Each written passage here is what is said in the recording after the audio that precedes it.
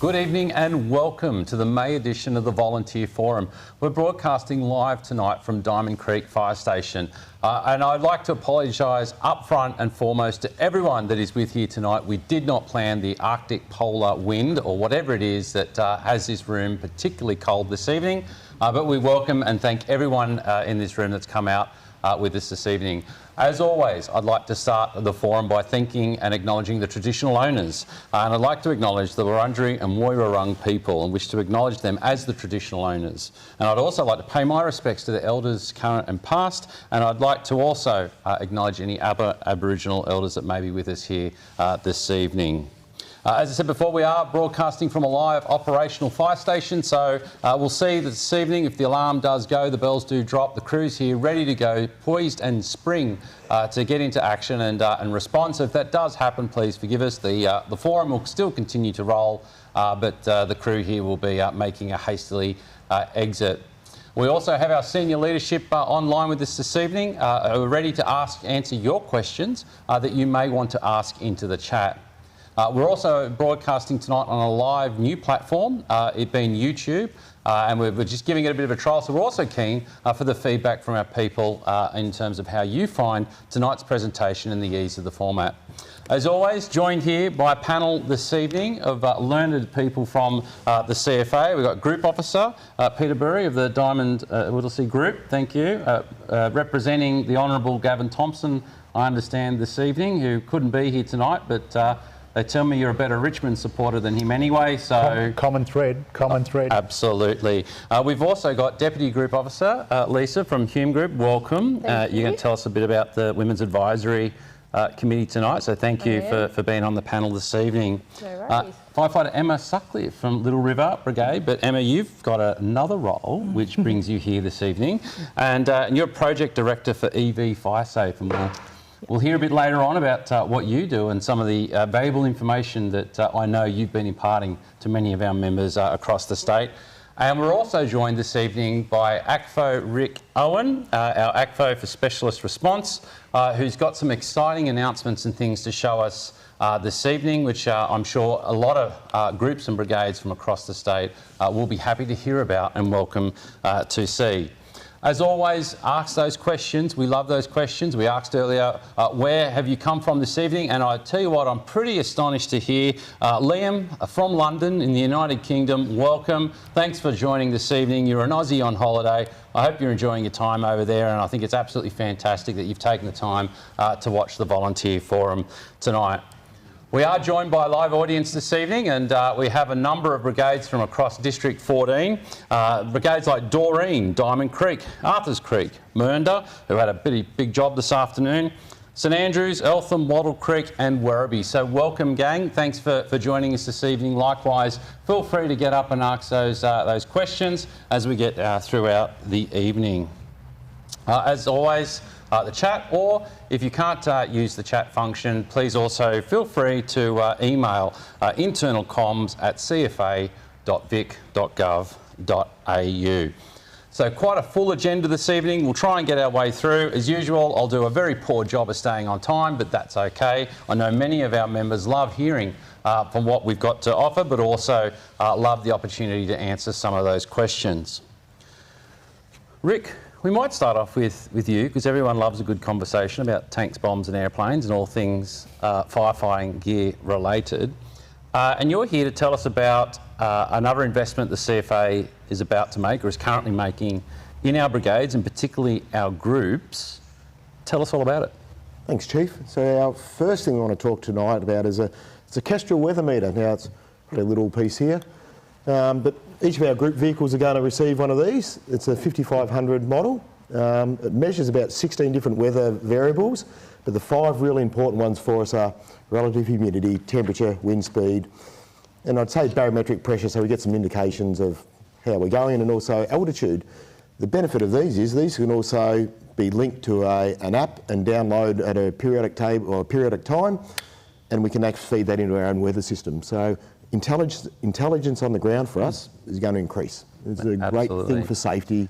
And I heard Peter go a little, ooh, that's handy there. I'm sorry, it's one for every group, Peter. So, but if that's the demo floor model, then we're happy to pilot that here as well. Excellent, so excellent. I'm sure you are. Always up for a good pilot. So 128 of those distributed across the state, one to every group, and we'll put that important capability.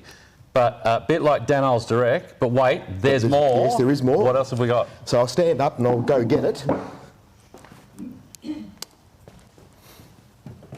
So most people would be aware that we already have a number of thermal imaging cameras in our organisation, and tonight, after the service initiatives, we're getting another 128 of these. So they're the Scott 3M V20 thermal imaging camera. Quite a very good little unit. 8 hours runtime on rechargeable batteries. Will read from -20 to 650 degrees centigrade. They weigh about 1 kilo. We can dunk them in water, but we don't probably recommend it. But this, again, another great safety initiative for us, and it will help us on the fire ground, use it for blacking out, lots of other things, which is really good thing for us, Chief. So a really good multi-purpose TIG camera applications in both the rural and structural environment. Yes. Again, 128 of them across the state, and that will put this TIG capability in every group across the state. So again, quite an interesting and great investment. But you've still got some more for us, and I understand we're about to roll out to 2 brigades some gear that we are the first in Victoria, at least, to get first in the country. Again. Yep. Rick, you've done it again, leading. Well, what have we got? About that, Chief. You're the one funding it, so thank you. So I'm going to get a little bit selfish now. We've gone from 128. Sorry, I'm caught up on my cable. 128, items for groups and things. In the CFA, we've got 21 rescue brigades. So we're increasing capacity in our rescue brigades. For the first thing we bought is a 50-ton jack set. So they give us the ability for heavy machinery, road and rail if we had to. But when they're 50 tonne, they're on a 150 mil stroke. Very good piece of equipment. Hopefully we never have to use it, but it just increases our capability, especially for our remote brigades who are by themselves, like Menangatang, with nobody around. So what sort of rescue application would they require or use these jacks for? Possibly if made to spread some, maybe to lift machinery if someone's caught underneath it, heavy machinery, or trains or trams. We've got the ability to lift with that. Just something that's quite heavy. They're a slow stroke, so they don't move exceptionally quick. So unlike the hydraulic ram you see in a moment, but anything that's rather heavy. So our pump behind us is 15 tonne. It'll do it quite easily. But if we get heavy trucks and trailers, B-doubles, that sort of thing, we can do some work with. And I understand Ballarat Brigade has been doing a bit of a trial of this technology for you. Yeah, they were the first to trial it for us, and they put their hand up, and they were very, I think they're very happy with it. Yeah. Awesome. And whilst you are still standing, and we'll try and get the camera around a little bit more so people can see the equipment here. Thanks, gang. So we've got some cutters, spreaders, a set of rams there. What's so special about these? Well, these are the new E3 Lucas cutting tools. We're the first in the country to buy them. But these ones are our traditional battery-operated tools. They have a white battery, which is freshwater rated, so we can actually submerge our equipment up to 3 metres in the water. I don't know if we'd be 3 metres in the water, but if we had to go into the water, we could. Well, the new version, which shows the blue battery, is actually a saltwater rated tool, so we can actually submerge these batteries and tools in salt water, because traditionally salt water is quite corrosive. And now it just gives us increased capacity, and especially for the 2 brigades going to receive them, which we could announce tonight as Apollo Bay and Lakes Entrance. So if they're online, hopefully they're smiling at the moment. But there's 4 different tools. So our first one is, I've already extended it, it's a hydraulic ram. Now it pushes out to about 1360 mil. At the first stage it'll push 13 tonne and 6 tonne at the top, so we'll use that for creating space in a vehicle. You then have a hydraulic spreader. So the spreader develops about 83 tonne of spreading pressure, and it will spread up to 600 mil. And we have all these in service at the moment already. It's just ours are freshwater versions, and we've gone to a saltwater, which is a great improvement. Our cutter is a 76 tonne cutter, and then our combi tool, which will do both cutting and spreading. But these on the front, if we have a closer look, we've actually got, if we used to have rabbit tools, everyone remember a rabbit tool, hand operated? These now are the rabbit tool. We've got a set of tips which actually fit on these combi tools. We'll just lean over and pull them off eventually. So it actually got a set of tips that go on the combi tool, so instead of having the hand pump, it's a matter of now. Got single control, one arm, one thing, but these are quite a good investment. All our rescues have got these now, who have Lucas gear. So we've got 16 with Lucas gear. I understand those tips, again, we're one of the first rescue agencies in the country to deploy that technology. Yeah, that's correct. Yeah, we've been leaders for a little bit now lately in equipment. We're going well ahead. So speaking of leaders, we are in District 14. We are talking rescue. We recently sent a team to New South Wales to compete in a competition up there. That's correct. You want to tell us how they went? Yeah, well, this is the second year in a row. So last year they went to Bateman's Bay, and this year they went to Dubbo. And it's a competition which New South Wales run. So they went very well. I think they had 4 wins in 3 seconds. So I think they needed a wheelbarrow to bring home the prizes. But it's in preparation for Arrow in July, which is a national competition which is being held in Tamworth. So hopefully the brigade can travel, and we're right to go. Excellent. For those wondering at home, that was Werribee who have taken out the title 2 years in a row. So we're very proud of our rescue capabilities in our brigade, and certainly just goes to hammer home. You don't need to be to get a paycheck to be professional. Our volunteers mix it with the best of them and are able to come out in front.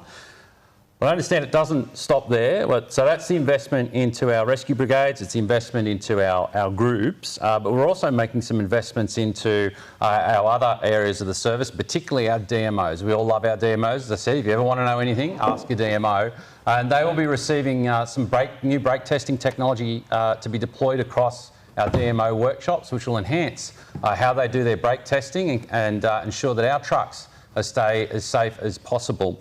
In addition, we'll also be bringing forward a replacement program of the mobile hoists. Again, improving safety and working conditions of our DMOs, making sure that they've got the latest technologies available to them to make sure that our fleet and equipment is up to date and maintained as they are.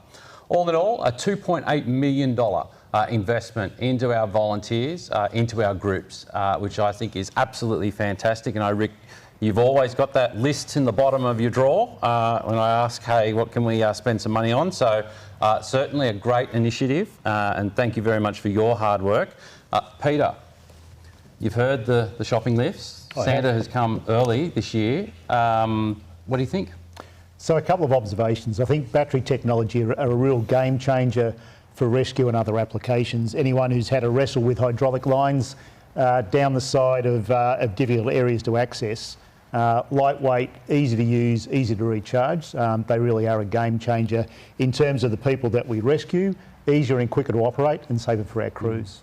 And the weather meter and the like? The weather meters are really important. So getting that early intel from the fireground, getting a good quality sit rep, weather and conditions are part of that good quality sit rep that starts to frame up a fire so that when groups and districts can come in and provide that support, we've got a pretty good picture about what we're coming in for. So great initiatives and very much welcomed. And I see one of the best things with this new platform that we're using tonight, we are able to flash up some of the questions as we ask them, but also some of the commentary that's been there. And Rick, you have some fans.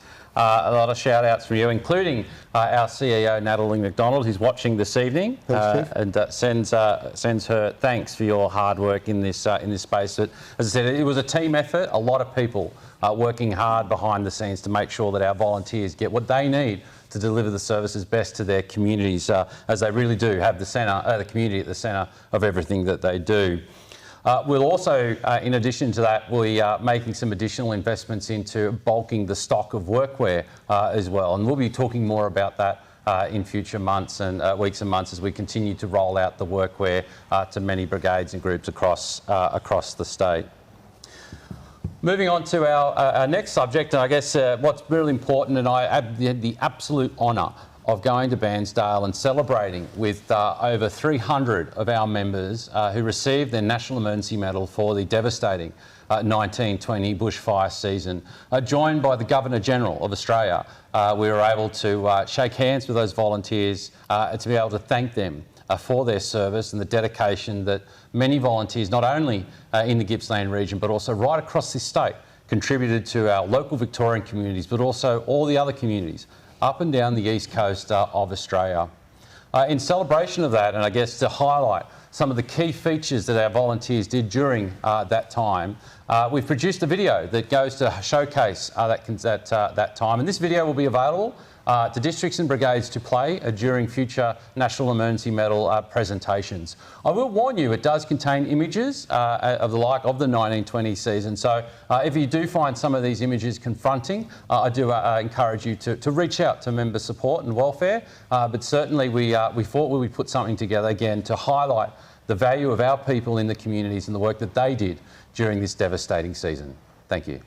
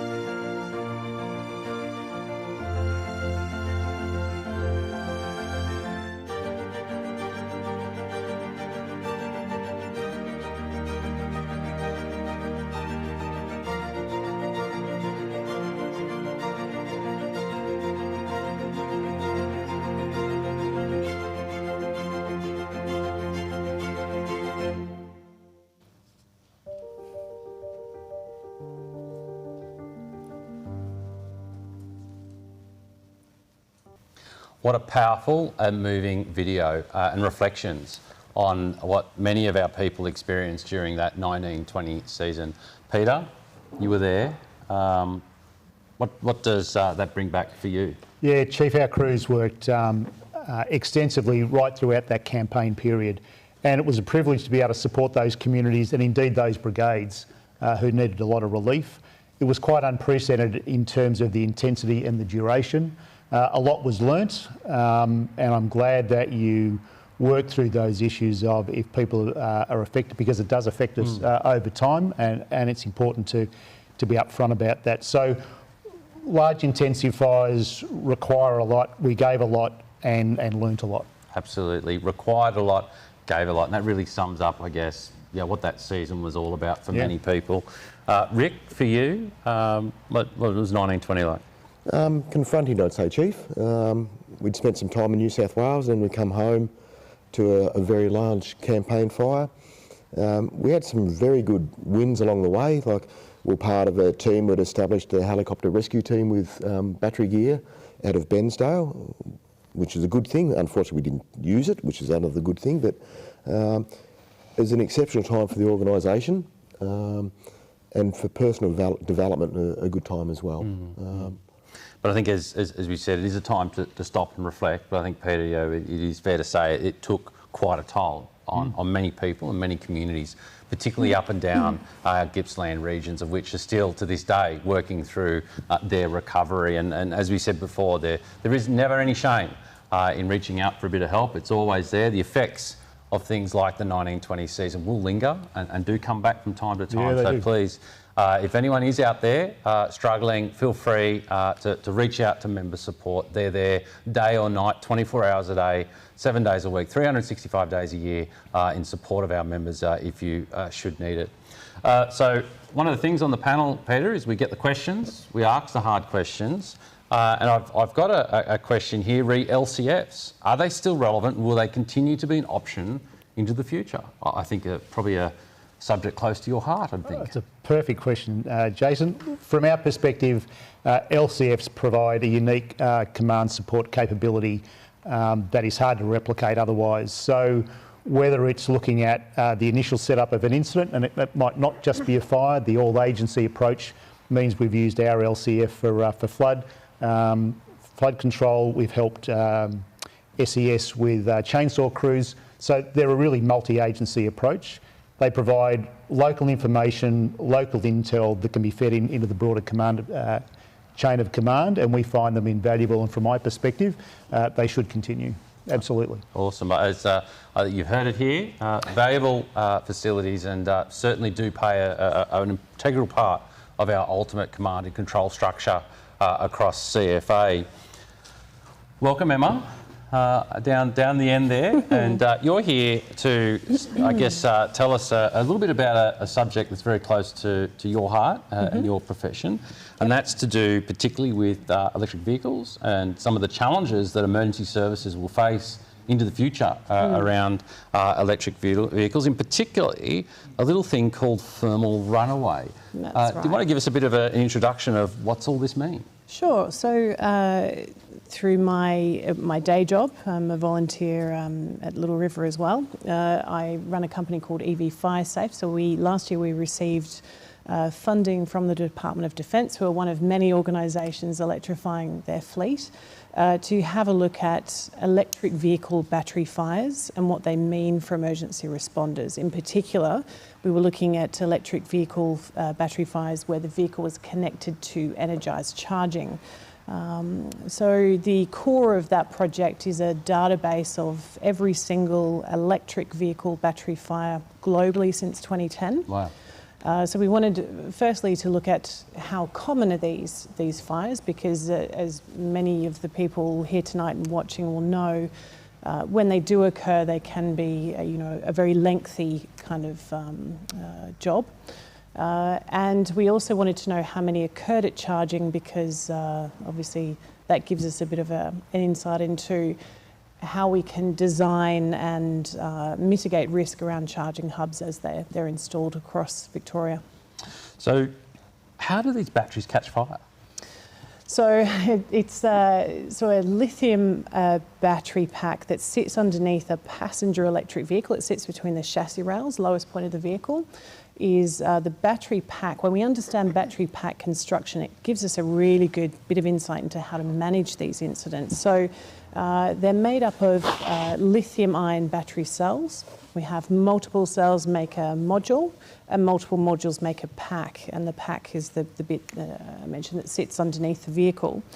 When an individual cell is abused, so let's say the vehicle's been involved in a collision, the cell will short circuit and heat up, and it will heat up uncontrollably and kind of cell in a way that's self-sustaining. And eventually that cell will burst, and when it does, it releases toxic flammable gases. Those gases ignite, In very rare occasions, they can actually explode. We see what we call a vapor cloud explosion. And then we have ignited gases coming from underneath the vehicle. That process is a domino effect, if you like, that we call thermal runaway. So all electric vehicle battery fires start with thermal runaway, but it's actually not a fire, it's a chemical process. Mm-hmm. So what we need to do is cool that overheating. And when we start to cool it, we start to slow that we dissipate the heat through the water rather than into the other cells around the original cell that was damaged. So as I understand it, the cells, we're talking about like battery type things, no bigger than what's in the back of your TV remote, but on a colossal scale, sitting between the chassis rails. Yeah, slightly bigger.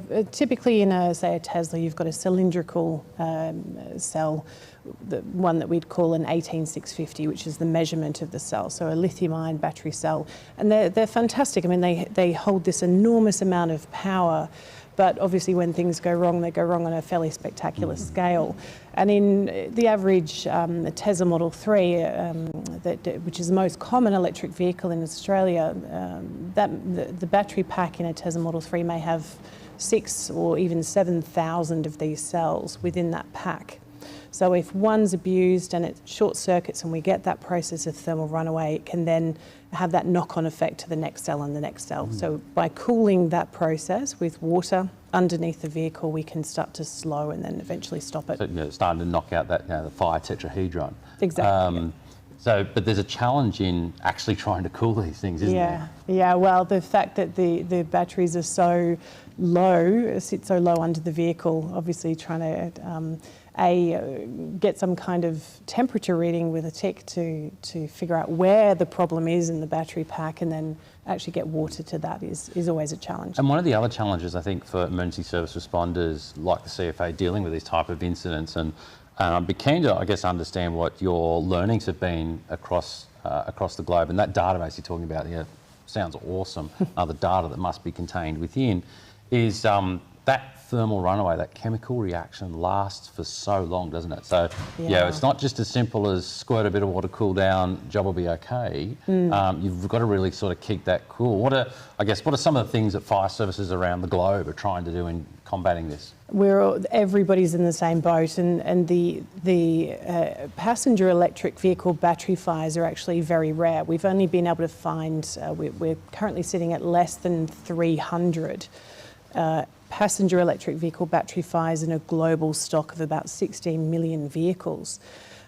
So the fact, it's good that they're rare, but then also it doesn't really give us many learning opportunities as well. So everybody globally is in terms of emergency services in the same boat here.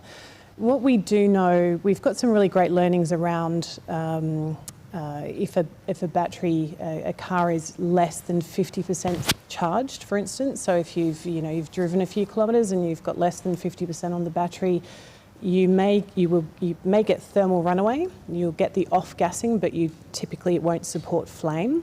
But if your battery is fully charged, then you'll get flame. It'll be a more violent flame behaviour and it will go for longer. So the length of the job also depends on a bunch of variables. The battery charge, how much is in the tank, so to speak. I guess from the petrochemical aspect of it, the same thing's a bit the similar, isn't it? The more fuel there is, the more fire and the more intense it will be, and obviously no difference with the charge. So when is from your experience and research, when's the most dangerous time, or when's the most likely time for these sort of events to happen? That's a we don't know. That's a $1 million question. I'm afraid. There's some testing that's just commenced, a 2-year testing program that's just commenced to try and answer some of these questions. But we have incidents where there's been a collision and we've seen thermal runaway and flame within seconds. And then there have been others where the driver describes getting out of the vehicle, getting their bags out, and walking away and having a couple of phone calls and a coffee before everything kind of kicks off. So again, an unknown, and it will boil down to battery state of charge, battery chemistry, those kinds of things. Yeah. So, but not all. What I'm hearing from you, I guess, is the real danger time for our first responders is, if they do come up on an incident at a motor vehicle collision, and there's been some sort of damage to the vehicle that maybe is sufficient enough to damage the battery pack, that's probably really a sign that potentially something could happen.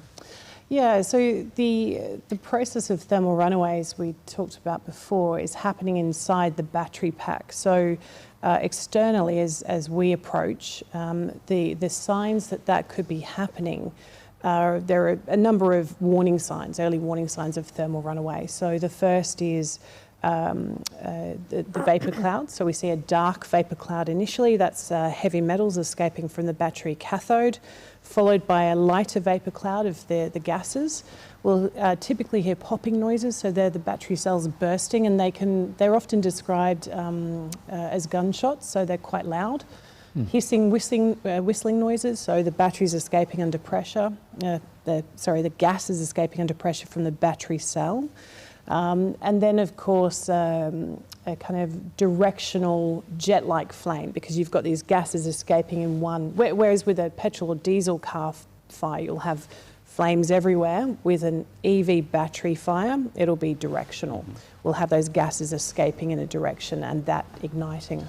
And I think some people really sort of, compare that to somewhat like a blowtorch with a jet engine. Yes. Like it's really high pitched and insane. And we've probably seen some of those YouTube footages of the vehicles or exploding. And we've had a question asked here. And is there anything known about the risk with retrofitted electric cars, as there is an increasing market of these? Yeah, there is. So we have everything from people tinkering in their backyard right through to highly professional companies who are essentially what we call a conversion company. So they take, there's a well-known company based here in Melbourne that actually take an empty Hino truck and then fit an electric driveline to it. So that's the very high end, which are incredibly safe and have all the right procedures in place. And then things like, someone in their backyard with a 1970s Jag that they've blown the engine up in, so they buy some batteries and they pull all the internal combustion engine components out and fit a bunch of batteries back in. And look, all electric vehicles are required to have badging on the number plate, but it will be tricky for us to arrive on scene and see an old vintage vehicle that, clearly, you wouldn't think was electric, but potentially may have that electric driveline. Yeah. Some really good questions actually starting to come through now on this, as you can appreciate.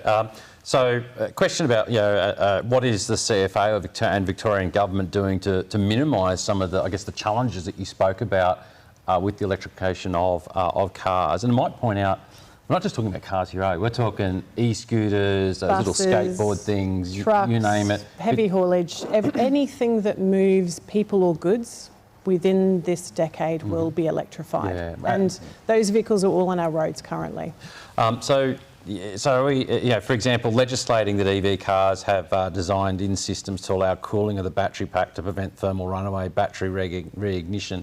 Yep. And you actually came and gave a presentation at our ACFO, MCS and DPC Chairs Forum in Lorne not that long ago. And I know this was probably a similar question being asked, because everyone's sort of asking, we've got the first responders, but like our town planning regimes, like our urban planning regimes about preventing the fire, sprinklers, alarms, those sort of things. What are some of the things in that environment, the regulatory environment, that may be happening in respect to the EV cars? Yeah, look, the tricky bit is it's such, the professor, one of the professors we work with on this project, his favourite saying is we've had 100 years to figure out what to do with petrol and diesel vehicles, and we're only just at the start of the journey with electric vehicles. So from that perspective, everybody's asking the same questions. It's a pain point for everybody globally. As I said before, how we mitigate risk around charging hubs, now that we have the data to show that they are areas where we could expect, that where we're more likely to see a battery fire.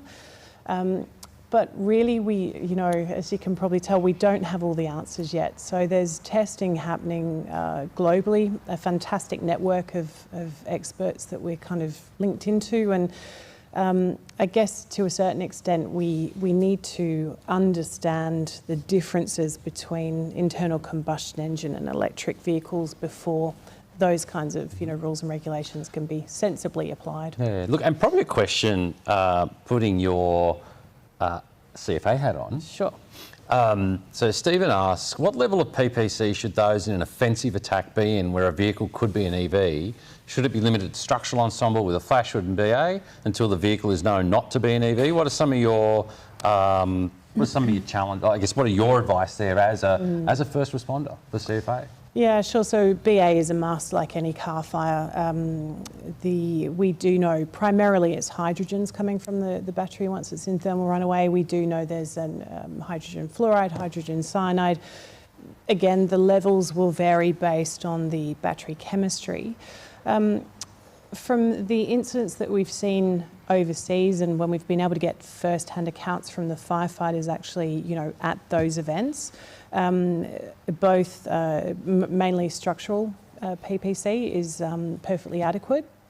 And again, that's something we'll be testing over the next 2 years and actually working that out. But CFA is not alone in this. We're not Robinson Crusoe. No. This is a challenge that's been, I guess, looked at by all fire services across the globe. Yes. And I know, even within Australia, Where to cut, where not to cut, where fuel is, where safety systems are. So we've addressed it a little bit, but it's ever evolving, and having Emma on board is a godsend for us. And I think for me, what I'm hearing when I'm thinking, I guess thinking out loud, which I know can be quite dangerous for me. You're not supposed to laugh at that, mate. I'm laughing. So we have a vehicle, an EV vehicle that's been involved in an accident. So potential abuse of those cells, as you say, some damage. There's the potential for all that start of that chemical reaction, that thermal runaway. But we've got someone trapped. So really what's that sort of telling me is, a bit like the old days where you might have turned up to a motor vehicle accident, and fire protection, absolutely important, critical. But I guess in those more older style vehicles, it was for fire protection whilst we might have been doing the cutting and the spreading, particularly the old quick cuts back in the day. But now I'm hearing that hose line, that fire protection line, is probably even more critical now, being at the ready for when we have these EV vehicles. Yes, and I'd say also the person on the crew on the branch being in the appropriate position and dressed appropriately. They may have BA on ready to go because they're the only thing they're the difference between us and injuries. Yeah, a lot of questions in the chat around training. Where can we get information about EV vehicles? Sure. So we have a website, just evfiresafe.com. Everything on there is freely available. And there's links out to various other websites and resources. There are some great resources for brigades kind of just starting to look into electric vehicles. A great website is plugshare.com. It shows you where all your publicly available charging stations are in your brigade area, and it's a good idea just to jump out and go and have a look at those maybe one Sunday morning. And just have a look at things like, where's the nearest hydrant to that charging station? Do you know this site? Can you get a truck to it? And to give you an idea, the supporting infrastructure for electric vehicles is moving ahead very rapidly, as is electric vehicle technology. In Victoria, we currently have about 460 public AC and DC charging stations. This year alone, another 15,000 will go in. So that's the kind of the rate of ownership of electric vehicles is growing by 70%. So the more you can kind of have a look, the better. There's a free downloadable pack on our website, and we have a Facebook page as well where we share information, and we kind of cross-reference with various CFA groups as well. And for those at home, did you want to give the plug for the website? Sure. So evfiresafe.com. Please join the mailing list. Thank you.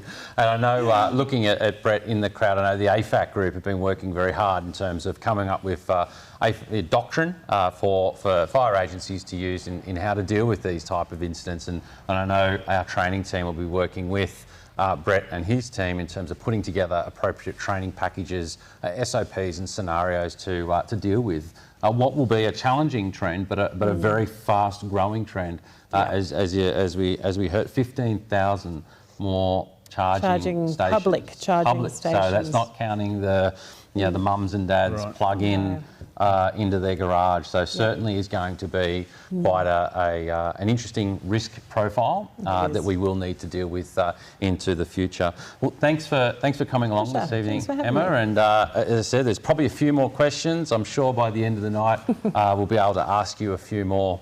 Sure. So that's hearing about electric vehicles and some of the challenges that our members will be facing right now, but also that increasing risk factor across our state.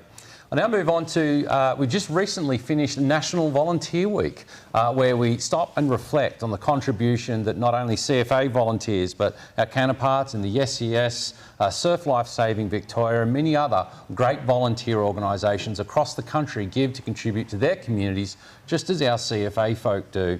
One of the things that CFA does during National Volunteer Week is hold a competition to see who can snap the best photo that encaptures what it means to be CFA and some of the great imagery and meaning that it might have. And tonight we'll show the two winners of our photo competition, and we'll just get that up there now. And look, here's a fantastic photo that's been taken by Joni Hanson with the Smithsdale tanker there, and the value represented was teamwork, and that great teamwork between the ground crews and the aerial firefighters.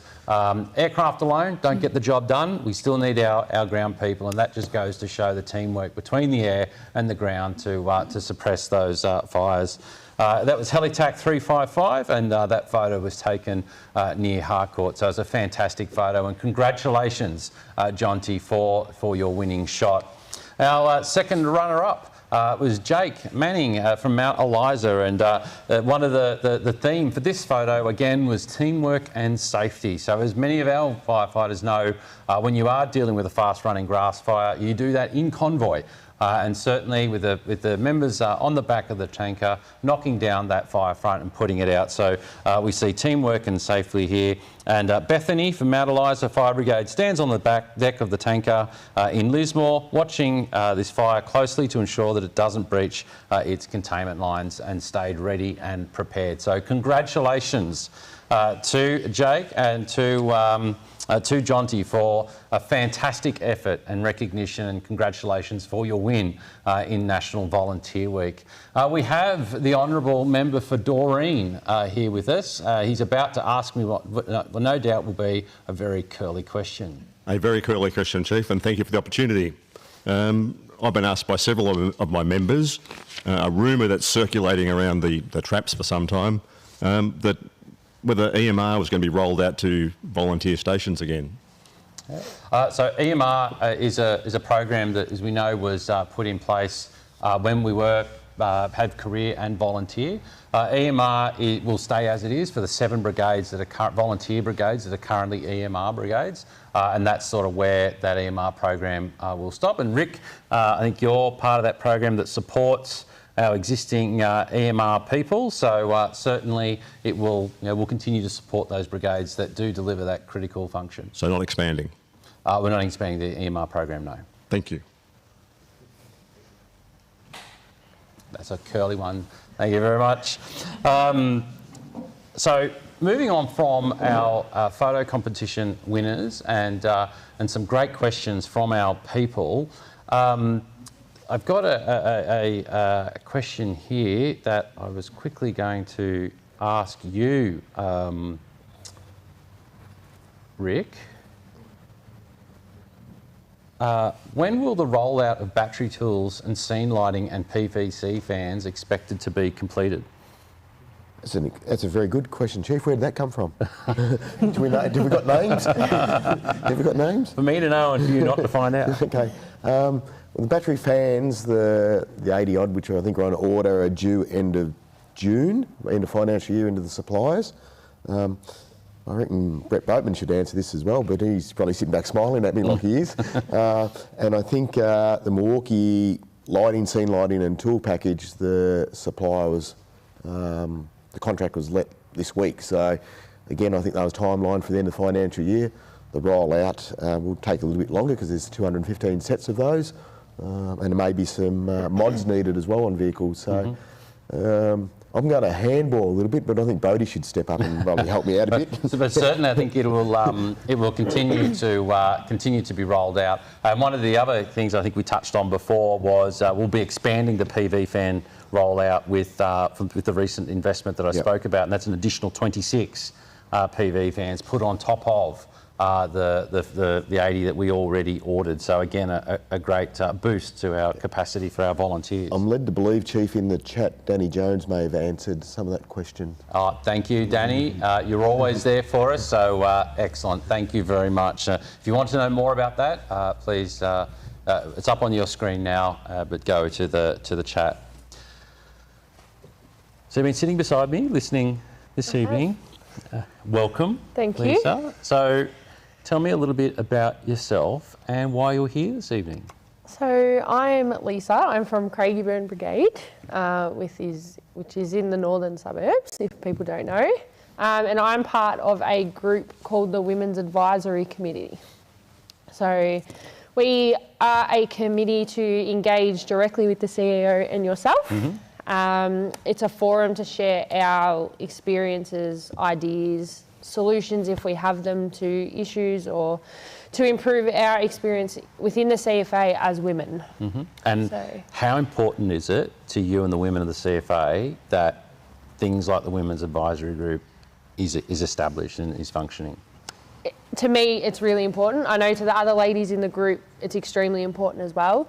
We do open our hearts up in there to push what we want, push what we think we need, and we get assistance obviously from yourself and from the CEO to help us, solve things that we've never really been able to push. And it is, as you say, it is a great safe environment for females to come and have a chat to Natalie and myself about what it means to be a female in the CFA and some of the challenges that our females have in the organisation. So I guess without breaching the confidence of the group, tell me some of the things that we have been working through and some of the successes from your perspective. So we did raise a few issues on the fire ground. So I'll start off with number one, women's sanitary packs on fire trucks. Obviously you have your ration packs and you've got toilet paper and hand sanitizer on board, but you actually don't have any women's sanitary items on the truck. So we have pushed for women's sanitary packs to be available to all brigades, which they now are available to all brigades. So they have been distributed out to regions and districts and are available for trucks. So they should have been rolled out to brigades by now, but they are, if you don't have them, they are available through SLC and through your district, which is a good thing because obviously there's more and more women joining CFA these days and you've just got to have them. That's it. Well, over 50% of the population. Yes. It's a very important part of our community that we do need to become more diverse. Yes. And bolster our numbers because, believe it or not, females can be firefighters too. And in fact, they can even be senior leaders. They can, on the fire ground, such as yourself. So, Deputy Group Officer, tell me what does that entail for you? So I'm the Deputy Group Officer of Hume Group, number 5. I look after community safety within the group, which also goes into my role within my brigade as the Community Safety Coordinator. There's obviously not many females out there in leadership roles, so it's good to be able to go out and help out where I can and do what I can and put my say in as well, and awesome. So it's across the group, but it's a good thing. Awesome. And just doesn't stop there for you, does it? So you're about to take on another role in the CFA. Tell us about that. So I have just been nominated and voted in as second lieutenant at Craigieburn, so also the first female lieutenant at Craigieburn. Well, congratulations. So, it's a fair achievement, and I'm sure it is a the Craigieburn Brigade are very lucky to have you, and it's fantastic to hear females like yourself really starting to do well in the CFA because, as I said, you should be able to do anything that you set your mind to. I agree. Like, I was always scared to step up, and the last few years I have decided to stop being so shy, stop holding back, step up, take a stand, and start Awesome. taking on some leadership Awesome. roles. And I guess for you, how has that so being part of the Women's Advisory Group, how has that helped you in as part of your journey? Because then people aren't scared to come. Like, I've obviously been a part of the Women's Advisory Group for quite some time now, and people are starting to know that the Women's Advisory Group is out there, so then they can come to me with issues and I can happily raise them within the group and say, hey, we've got these issues here, like, what can we do to help and support our women? And it's about breaking down the bias as well, particularly, I guess, the unconscious bias within an organisation. And simple things of, when we let a tender, for example, making sure that, that there is an accommodation for all the various shapes and sizes and the like that comes that our membership entails, whether you be male, female, intersex, it really doesn't matter. Exactly. We need to make sure that we provide, facilities and equipment for our people to use. So I didn't know before the group, didn't realise how many how many issues that people were too scared to bring up,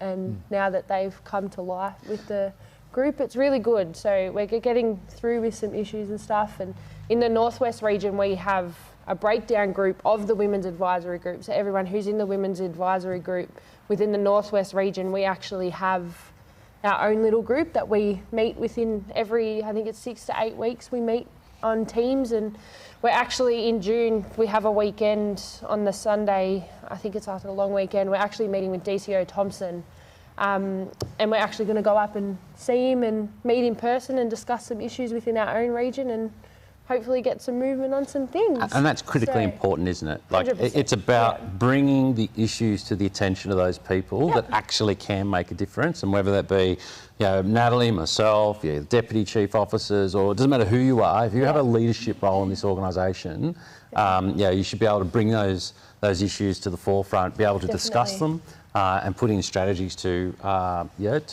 deal with those issues. Because ultimately, as I said, over 50% of the population, the future of this organisation is to make sure that we are inclusive of all genders, of all backgrounds and all nationalities. And there's a lot that's happening. Peter, as in your group, how important is it to you? Diversity in brigades and groups should reflect the communities that we serve. It's as simple as that. So the more brigades and groups embrace the diversity within their communities, the better off they'll be. The more robust they'll be, the more people will want to be part of CFA and will be stronger for it.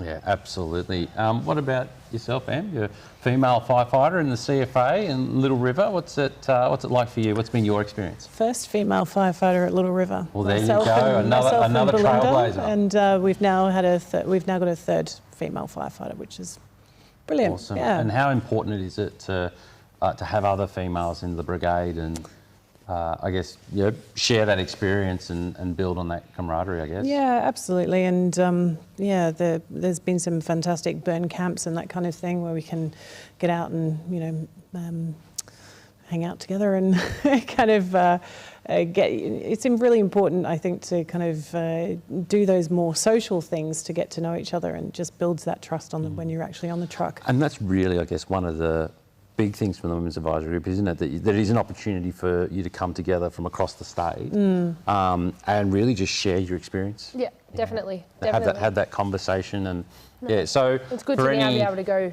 out and get about and catch up with everyone within the region in a central location. Obviously, Bendigo for Northwest region's our central location, so I'm actually looking forward to it. Oh, awesome. So I guess what advice? But for both of you, if there's a young, old, doesn't matter, female in our organisation out there right now that might be having a bit of a difficult time, having a bit of a struggle, or wants some advice or guidance, what would be your advice?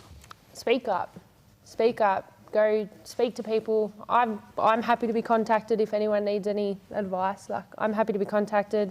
In Members Online, there's a link for the Women's Advisory Committee with all contact details for everyone. So you can always reach out to the group and we can help you along and assist you where you need. Raise things that if you feel like you can't raise them, we're happy to raise them and get some answers and solutions on.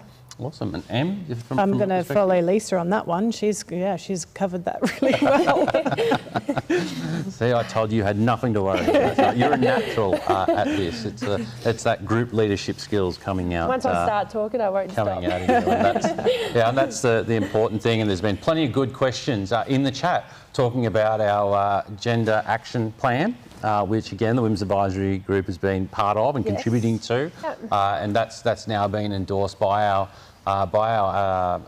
organisation, and our CEO Natalie McDonald has just put an answer to the chat in that about what our future plans are for ensuring that we build on the basis of our GAP, again to ensure that we are moving forward.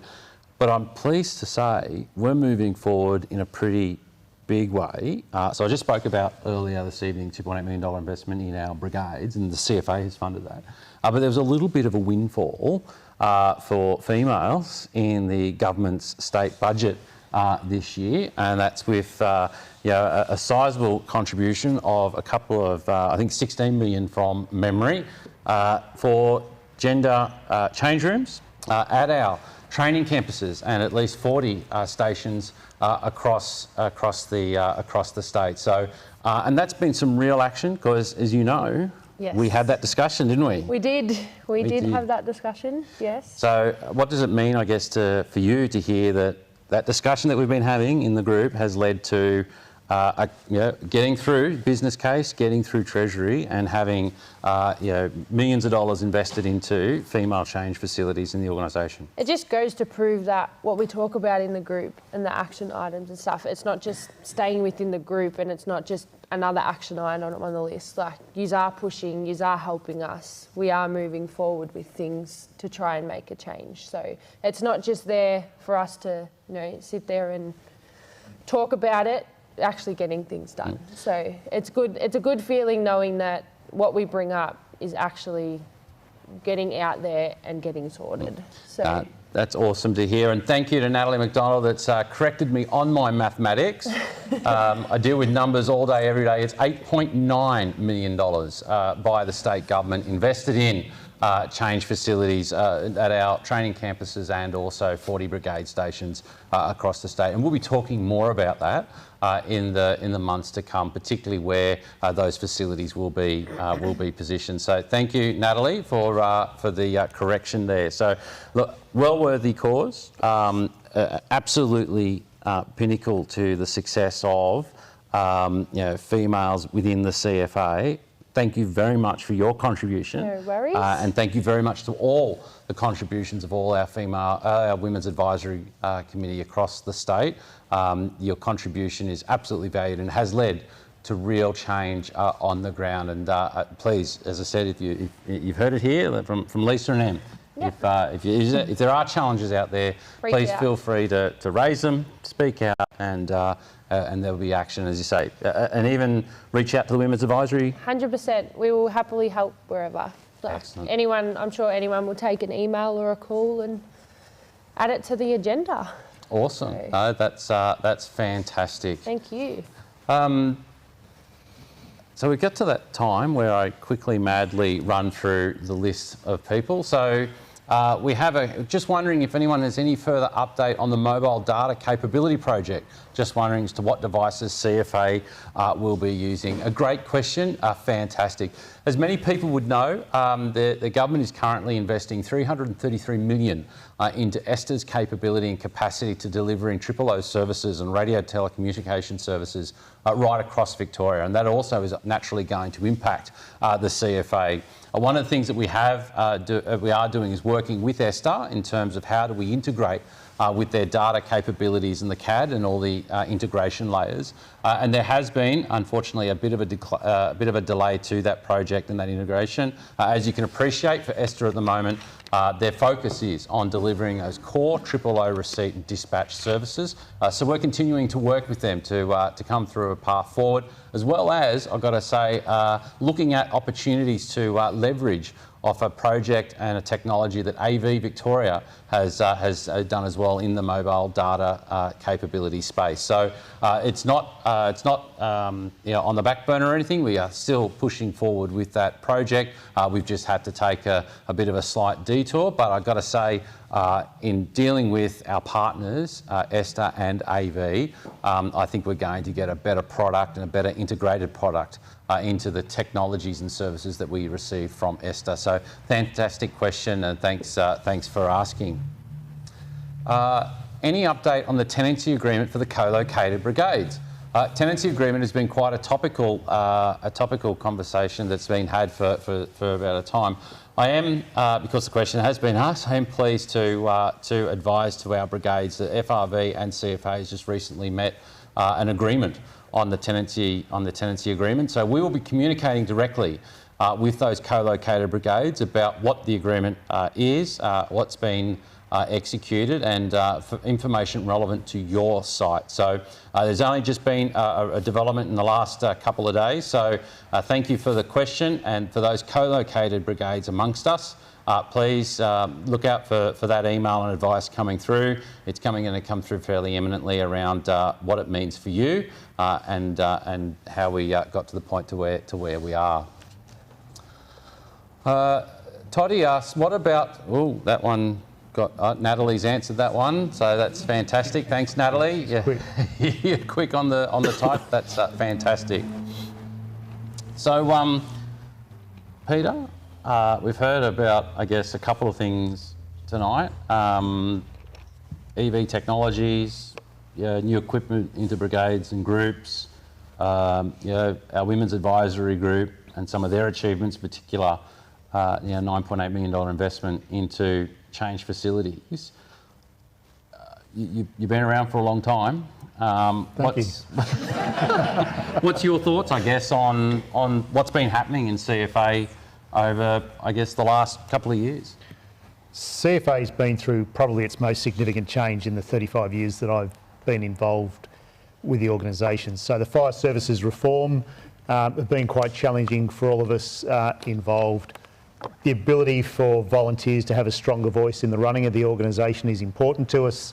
Our identity is important to us. So it's good to start to see some of the green shoots of that taking place, the initiatives that you've mentioned today, the great work of our media and communications people, the forum that we've just had to help empower brigades tell their story in what's more of a complex operating environment for media for brigades. So it's all heading in the right direction. That said, there's still work to be done, and I think you're aware through the different forums, be it district or other volunteer forums, that we certainly appreciate that solid work going forward. It's part of a comprehensive program, and it will be important to maintain the focus on volunteer support. It'll be important to maintain the focus on helping our brigades through that post-COVID recovery, not that we're out of COVID, but that post-lockdown rebuilding is the opportunity. So I think everything that we've seen tonight helps assist with that, but we would keep encouraging our senior leadership to maintain that focus. Yeah, absolutely. I think you touched on the C word, COVID. We've sort of got another bit of an issue developing across Victoria at the moment, and that's influenza. Are you sort of seeing that affect your group, your brigades? And I suppose, what are some of the advice to our brigades and members on that? Look, touch wood, and we can't at the moment. I've had influenza about 10 years ago, and it's nothing to be thought lightly of. So it'll be a compounding issue on top of COVID. The good news is we learnt how to deal with COVID, and in fact we didn't see influenza because we were doing all the right things with respiratory illnesses. So I think we need to go back to the basics of what did we learn through COVID and apply that to the influenza season. Get your jabs, maintain reasonable distance where you need to beyond that, and think of the people around you as well as your own welfare, and I reckon you're heading in the right direction. But certainly don't underestimate it, because the infection vectors at the moment are a huge spike and shouldn't be underestimated. And I think one of the if we want to call it a benefit, I guess, is the universal precautions that you take for COVID also help us with influenza as well. That, hand washing, sanitising, wearing a mask where you can't physically distance is some of the things that we should be thinking about to protect ourselves. Spadra. Absolutely. Where's Maxie? Absolutely, Spadra. So for the new ones amongst us, did you want to touch on that? So SPADRA is a great mechanism for thinking about the safe person approach and the dynamic risk assessment. You can apply it to any area of your CFA work, and you certainly should in turn to field ops. But it's a good mechanism to think about the risks and your operating environment, how you offset those risks, and then review that operating environment as it changes. Some great advice there, and something that, as you say, can be used in many applications, both in your CFA operations, but also in your private life as well, I assume. Another question here, one for you, Rick, and you may or may not be able to answer this, so I apologise, but FRV are using new gas suits, which CFA personnel are not currently qualified to operate, and CFA's gas suits have apparently expired. What is CFA doing to address this hole in capability? Yeah, I can't really answer much of it, Chief, but there is 2 gas suits in service made of different materials, and one did expire, which was on the old integrated brigades. Our current gas suits still meet standard. So, but there is some work going on in the background. Brett Boatman and I actually went to meet CFS in South Australia to look at what they do, because they're going well in hazmat. So we are doing some work in the background with it as well. So I understand that we've also, and I do look in the crowd to see if Brett gives me the yes, you're on the right track, Chief, or no, you're barking up the wrong tree, that we also got our hands on a stock of splash suits to trial for those brigades as well. And I think District 8 we're looking at, and District 9, thank you, Brett, to trial that splash suit capability. So we are very cognizant of the hazmat need across Victoria, because it is part of our first responder suite of things to do, and as we say, it's that first response hazmat that we do need to think about in terms of that capability. So I know there's been a lot of work being done, particularly across Brett Boatman's area in that urban field, to understand what our needs are today and into the future. So certainly some stuff happening in District 9 and some further work to be done in the hazmat space.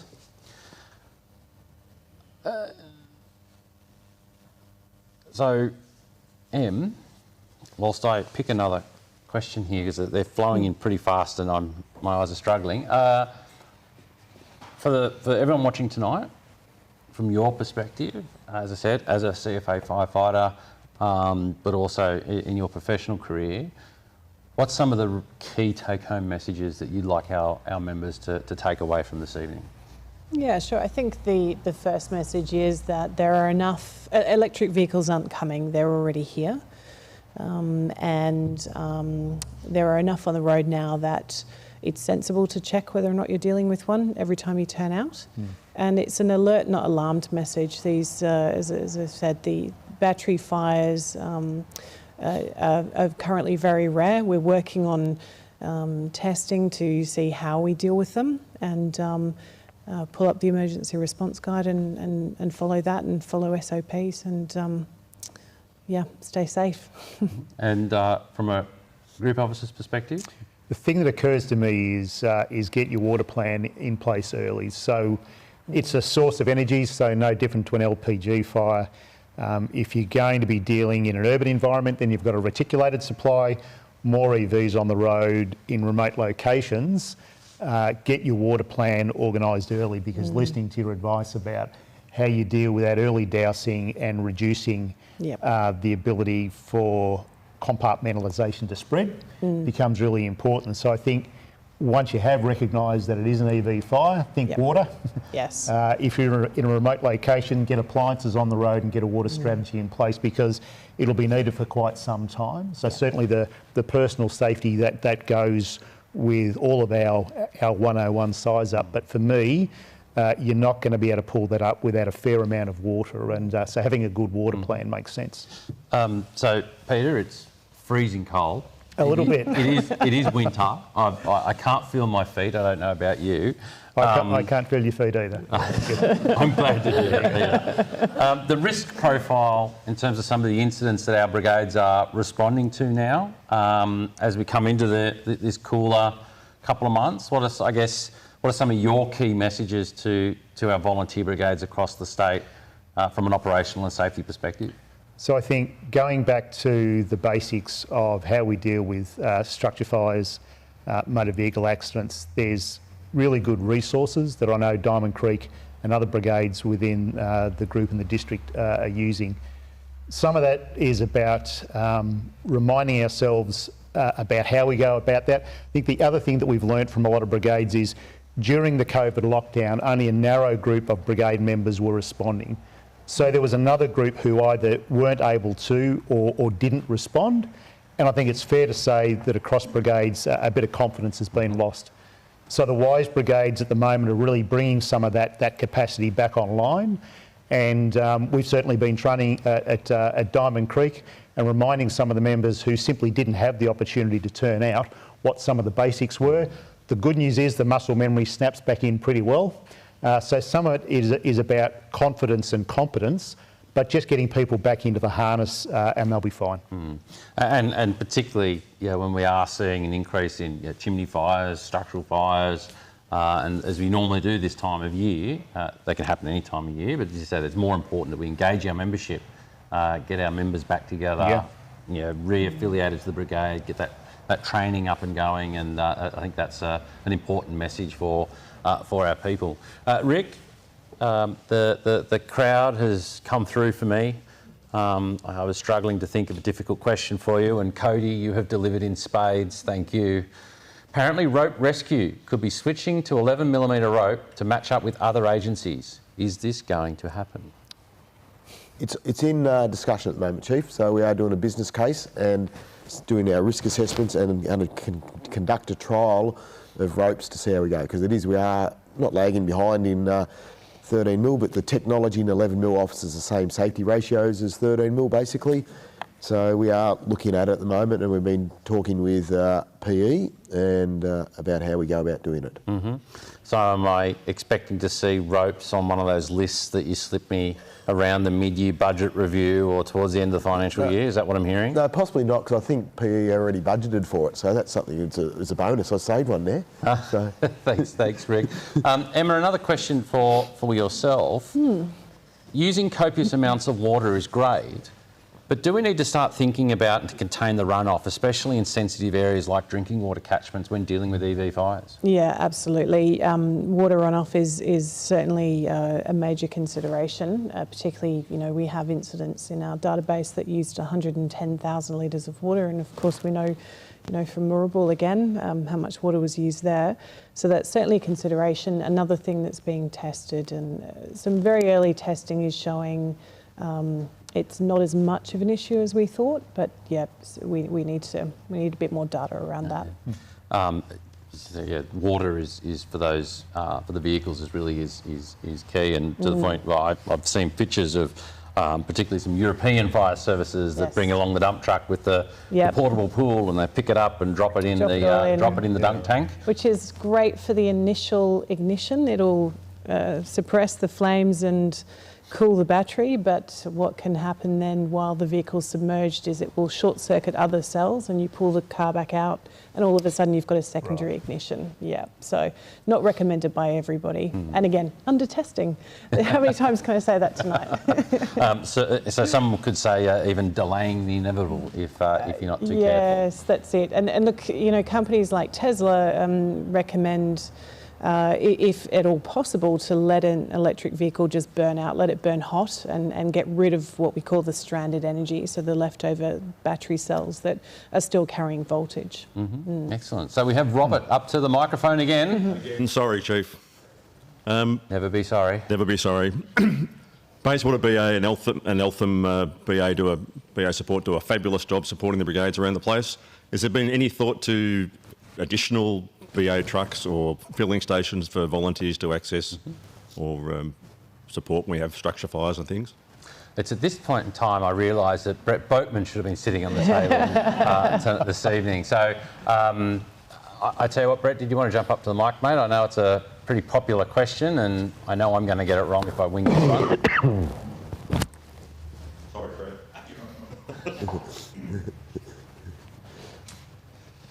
Thanks, Chief. It is pretty cold here tonight, so we'll deal with the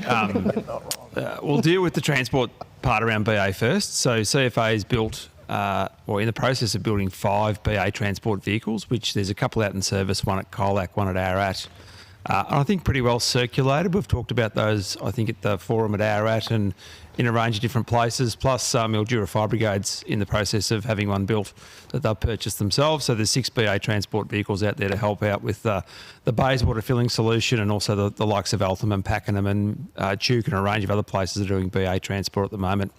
On top of that, Warrnambool Fire Brigade are building a VSEP vehicle into a BA transport at the moment from last year's VSEP program. And then looking ahead into this year's VSEP program, the BA transport vehicles that are on the Ford Ranger Ute are available. And I was reviewing a couple of applications late last week for brigades who are applying. So that's where we're going with that perspective. In terms of filling stations, we don't see any additional filling stations in CFA at the moment. And that's, with the exception of District 16, District 9, every district has a filling station available within its district. It might be a CFA one, it might be at a former co-located fire brigade, and then of course we've got PE in Geelong who'll fill cylinders till the cows come home. Plus our training campuses have also got filling stations, and they're a great asset that we need to use. The $1 million question is BA cylinder exchange. I know you keep asking me about it, Chief, and it's very high on my to-do list. So that's something that we've got some funding for. I've met recently with Kylie Bates and Brendan O'Kane in terms of support services and the Chief Information Officer, because it is a technology project. I've got some work to do to take a paper through to the executive and get some approvals to kick that down the road, but that's something I'll be looking for some help with, Chief, and some resources to roll out second half of this year into next year. Awesome. Thanks for that response there, Brett. I think it's great to keep our members up to date with what's happening in that space. And did I miss anything with the hazmat question before? No? Excellent. Excellent, thank you. I do listen in our meetings. It's good to see. A lot of conversation, a lot of questions about BA support in the chat. So I think, Brett, it's timely that you did give that update. So that's fantastic. Another question around licensing and driving. I am pleased to announce, and I won't announce a figure at the moment because I appear to have my figures mixed up. And I'm sure Natalie will text me very shortly what the correct figure is.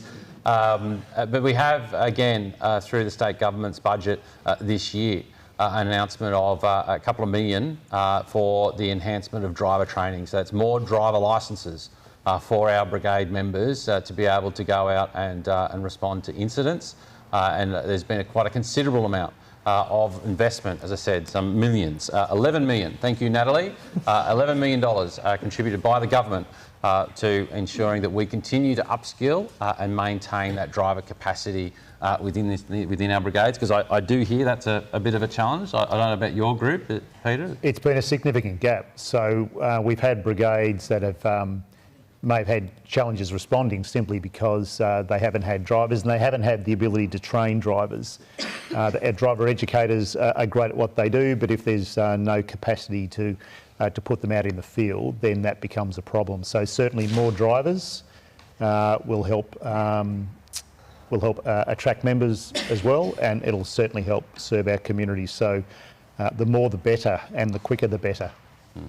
Awesome, and as I said, it's great that again we were able to be supported with that investment to allow us to continue to roll those out to our brigades right across the state. And again, more information will be provided to our districts, our groups and brigades on that initiative and how we seek to roll out that $11 million investment. Well, ladies and gentlemen, that's it. The time has come for us to wind up this evening. The panel members here beside me are shivering and quivering and their lips are turning blue. Likewise, many of the people in the audience. So I think it is timely that we do round up. Thank you very much for coming along tonight, watching if you are at home in the comfort of your lounge room in the warmth. And look, thank you very much to each and every volunteer member in the shed here tonight. Shed, I should say station, I'll get in trouble for that, you watch. Shed's good. In the station here tonight, it has been a very cold night. It's been a long night for many of you, and thank you very, very much for coming along and being part of what I think is an important communication tool for our brigades across the state. And again, thank you for you at home that have asked questions. The question thread has been running absolutely hot. In fact, I can see some 200 questions have been asked in the chat. Again, thank you very much to our senior leadership team of the CFA that have been online as well to answer as many of those questions as humanly possible. If I didn't address your question tonight, it's not because I'm ignoring you, it's simply because I probably don't have the answer sufficient enough to give you the right advice and information, and I'm not inclined to make one up. So what we will do is, if anything hasn't been answered there, we'll take that offline, or the senior leadership team may be able to finish those questions off in the next few minutes. So thank you very much. It's been a pleasure having you with us tonight. And before I close out, I do want to have again a big thanks to our communications and corporate stakeholder team who have pulled this all together tonight, who have brought this to you on a new platform on YouTube. The video will be available on Members Online, so you will be able to go back and watch this fantastic episode again, or at the very least, watch 5 people freeze up here at the front. So thank you very much, ladies and gentlemen. It's been great having you along, and good night.